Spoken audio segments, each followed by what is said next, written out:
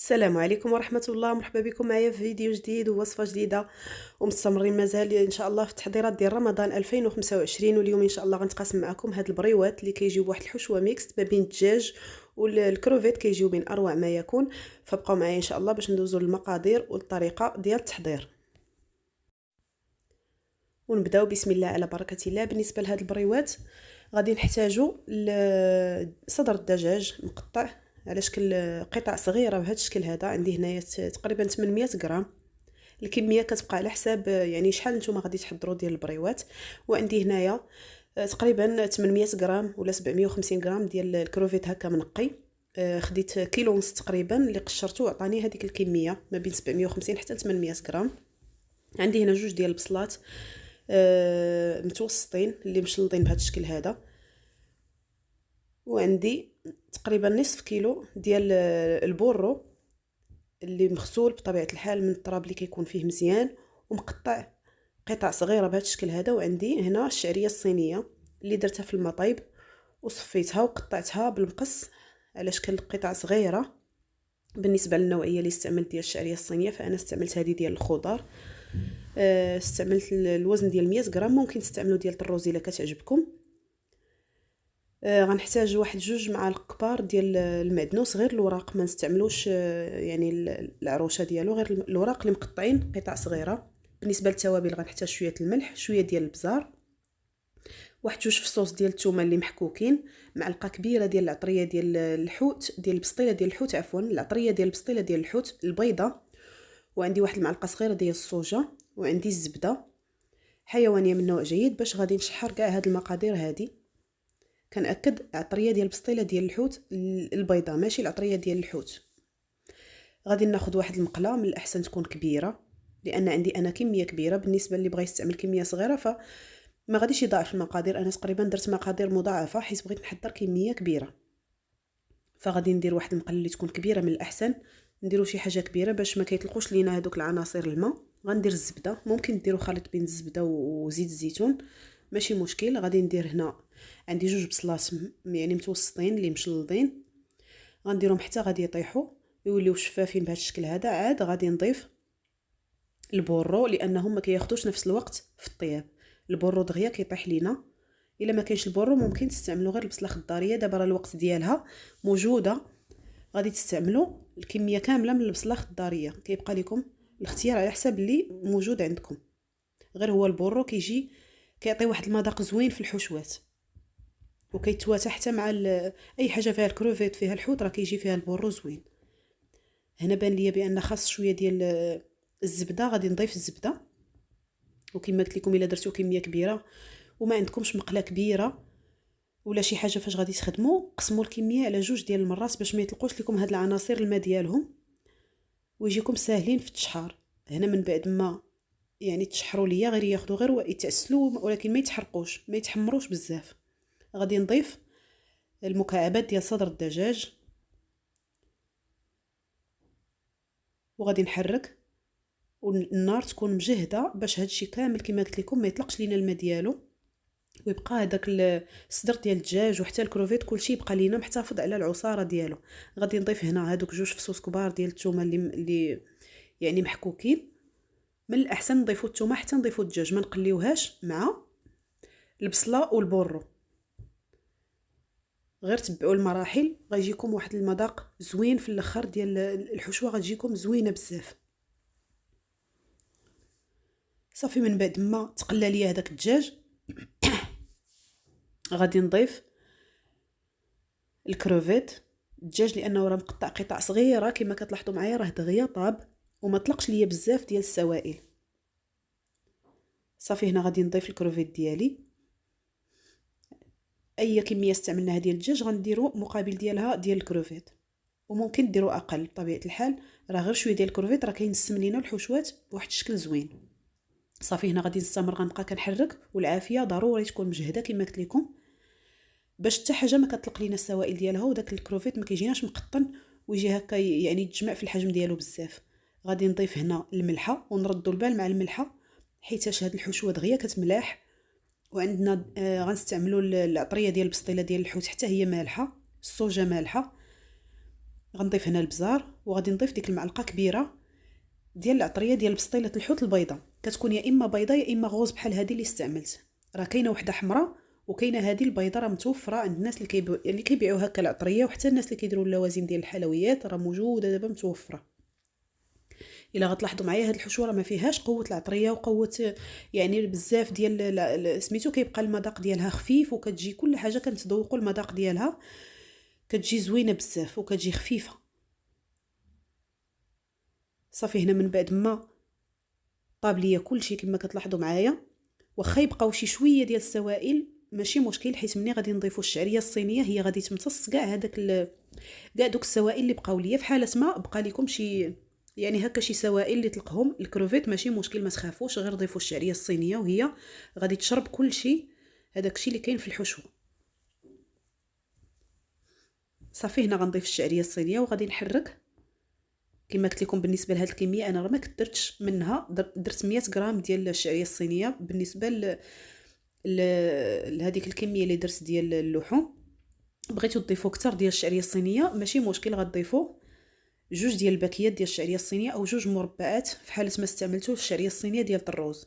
انا كنفضل هذه ديال الخضر كتجيني خفيفه شويه.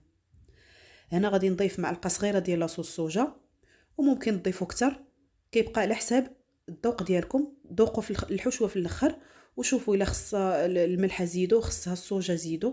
الناس اللي كتبغيها شويه حاره ممكن انها تزيد معلقه ديال الهريسه، او حتى يعني هكا الهريسه اللي بودره غبره ممكن تضيفها في الاخر. صافي غادي ندير الحشوه ديالي في واحد الاناء كبير باش غتبرد ليا. عاد غادي نضيف المعدنوس، ما غاديش نضيفوا المعدنوس وهي سخونه باش غيبقى هذاك المذاق ديالو حاضر وتجيني هكا الحشوه فيها ديك لا فريشور ديال المعدنوس. صافي غادي نحرك كل شيء، واخا كتبان لكم هكا يعني ما فيهاش بزاف ديال العناصر، ولكن صدقوني انها كتجي خفيفه وكتجي بنينه، وهكا ما كدير لا حرقه لا حتى شي حاجه. بزاف الناس ما كيبغيوش الحشوات اللي كيكونوا فيهم بزاف ديال العطريه وبزاف ديال يعني بزاف ديال المذاقات. هذه متاكده غادي تعجبكم بزاف. غندوز مباشره دابا باش غادي نشكل البريوات ديالي. عندي هنا الورقه ديال البخار اللي قسمتها على 4، كل ورقه حيت لها الزوائد اللي كيكونوا قاصحين من الجناب وقسمتها على 4 ديال الاشرطه، حيت انا غادي ندير بريوات من حجم كبير بزاف، ما غاديش نديرهم صغار. الا غديروهم صغار راه غادي يتقسموا على 6 ديال الاشرطه.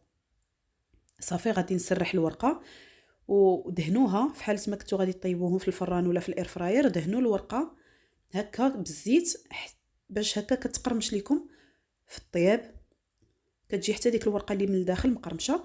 صافي كنحط الحشوه ديالي وكنبدا كنشكل البريوه ديالي. كنشكلها على شكل كورني، كندور بهذا الشكل هذا كما واضح في الفيديو.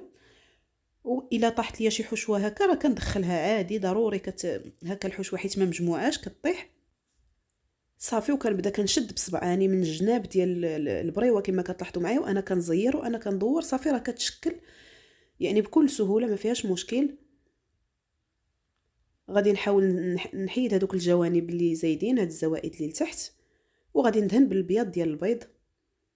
ممكن تستعملوا الماء والدقيق، انا كنفضل ديما البياض ديال البيض، ما كيعطينيش كميه زايده ديال العجينه في البريوه وكتجي هكا خفيفه وزوينه، وحتى كنتاكد بانه كيكون مسدود مزيان. صافي هنا كما قلت لكم درت بريوات كبار نيت. نتوما كيبقى لكم الحجم على حساب الرغبه ديالكم كتحكموا فيه. من بعد راه كنبدا نخدم هكا بالسيري، يعني كندير 5 ولا 4 على حساب البلان دو طرافاي اللي عندكم، باش كنسرع الخدمه وكتجيني سهله. كنسرح بزاف ديال الاشرطه وكنحط الحشوه، عاد كنبدا يعني كنشكل البريوات ديالي. كنظن ان الطريقه واضحه وما بقاش مشكل. زعما بزاف الناس دابا ما بقاش عندهم مشكل في التشكيل ديال البريوه. هكا راه كتخرج، تبعوا غير الطريقه كتخرج هكا الحواف ديالها مقنتين وكتجي مفينيه. صافي من بعد ما كملت كنستفهم هكا فوق واحد البلاطو اللي غلفته بالسلوفان باش ما يلصقش داك بياض البيض مع البلاطو، وغنخليهم حتى غادي ينشفوا واحد ساعه المكانه. بالنسبه الا كنتو غادي تحتفظوا بهم في المجمد، انا كنديرهم هكا في دي ساشي ديال الكونجيلاتور. كنستفهم كل يعني داك القياس اللي غادي نحتاج في خطره واحده كنديرو هكا على شكل طبقه واحده. الا بغيتو تجمعوهم كاملين في ساشي واحد راه غادي تستفوهم في شي بلاطو، غتدخلوهم للكونجيلاتور حتى يجمدوا، عاد غتجمعوهم وديروهم في شي بواطه اولا في شي هكا في شي صاك ديال الكونجيلاتور ولا في لي باركيت. المهم ضروري ملي كنديروا هاد المملحات راه كان ما غاديش نستهلكوهم كاملين في دقه واحده، كنحتفظوا بهم في المجمد، كينفعوا بزاف في رمضان. بالنسبه للطياب انا غادي نقلي واحد الكميه باش نبارطاجي معكم يعني هكا كيفاش غادي يجيو في الشكل ديالهم. وانا صراحه كنفضل بعض المرات كندير هكا مقليين كيعجبوني لان كيجيو بنان اكثر، ولكن اغلبيه راه كنديرهم في الفران. بالنسبه للقليان غنعطيكم نصائح باش غادي تجيكم ديك البريوه هكا تجي السطح ديالها ملس وتبقى كتبان لكم في الشكل ديالها هكا مذهب كما كيحطوا علينا لي تريتور وكما كناكلوها في المناسبات الكبار. كتجي هكا ملسه، ما كتجيش هذيك الورقه منبله. فالزيت هي المشكل، كتسخنوا الزيت بزاف بزاف، ملي كتلوحوا البريوه كتنبل هذيك الورقه وكيجيو فيها الفقاعات، ما كيجيش الشكل ديالها زوين. فالزيت خصها تكون متوسطه الحراره، ما تكونش الحراره ديالها طالعه. وحاجه اخرى فاش كندير البريوات غير كيشدوا راسهم شويه كما كتلاحظوا معايا، كنبدا كندور فيهم، ما كنخليهمش هكا زاقيين وراسيين في المقله، غيجيو هكا مكويين وغتجي واحد البلاصه فيها واحد لاطاش مدوره ما كتجيش زوينه. كنبقى كنستمر بهذا الشكل هذا وانا كندور وانا كنحرك دوك البريوات حتى كيذهبوا ليا بهذا الشكل هذا، وكنحصل على واحد اللون ذهبي اللي كيشهي وكيجي رائع. وبالنسبه للفران راه معروفه الطريقه، غتسخنوا الفران على 200 درجه وغتدخلوا البريوات ديالكم غير كيشدوا راسهم شويه، كتنزلوا ل 180 باش كيتقرمشوا حتى من الداخل.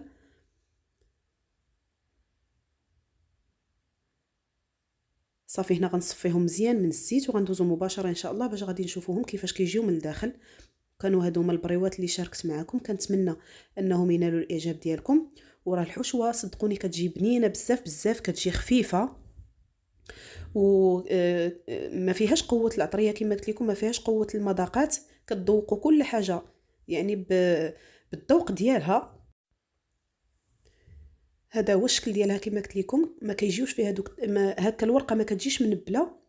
الا تبعتوا هذيك النصائح اللي قلت لكم راه غادي تحصلوا على واحد البريوات اللي كيجيو اكثر من رائعين. وهذا هو الشكل ديال الحشوه، كتجي هكا غوز من الداخل، كتجي كتبان لكم بانها يعني بنينه وفي نفس الوقت خفيفه. جربوا الوصفه، متاكده غادي تولي معتمده عندكم في الحشوات ديال لي سيغار اولا بريوات اولا يعني عمروهم بالشكل اللي بغيتو. المهم هو الحشوه. كنتمنى ان الفيديو ينال الاعجاب ديالكم، ونخليكم هنا حتى نتلاقاو في فيديو جديد ان شاء الله. يلا بسلامه.